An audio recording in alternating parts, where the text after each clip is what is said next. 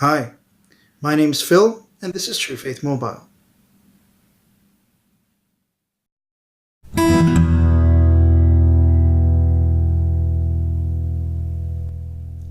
I'm at my family's place. It's Easter. I'm in my old bedroom, no less.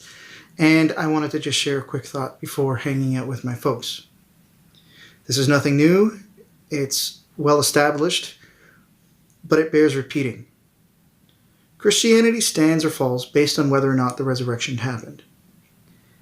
And I believe that the best evidence for the resurrection comes from Paul. Specifically, 1 Corinthians 15. Now, it needs to be said that 1 Corinthians is an undisputed Pauline text. That means virtually all scholars who know anything about biblical, Christian, and classical history admit or agree to the fact that Paul wrote that book. And they all agree that it was likely written sometime between 50 and 55 AD. So we're looking at no later than 25 years after the death and resurrection of Christ. What is amazing about 1 Corinthians 15 is that in that passage, Paul makes a very bold and very clear statement about eyewitnesses. He gives a list of those who saw Christ, a list in which he includes himself. And at one point, he says that Christ appeared to 500 people at once. And then he says, some of whom have fallen asleep, but some are alive and with us today.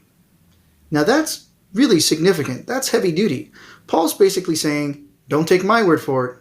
Ask those who are there and who saw it for themselves, and they're among you. He's putting his entire reputation on the line by making the claim that not only did he see Christ risen, but when Christ rose, there were a lot of other people who did. And he's saying, go and ask them. Don't take my word for it. That's huge.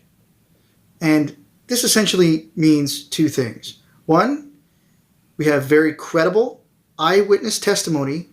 And two, that it's very early.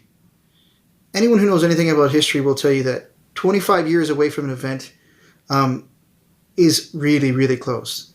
That's better than virtually anything else that we have for any other major historical event. So we have early and very credible eyewitness testimony, which points directly to the fact that the resurrection occurred. Remember that next time someone tries to tell you that Christ did not rise from the dead. There's no good reason to think that he didn't. Happy Easter, everyone. God bless.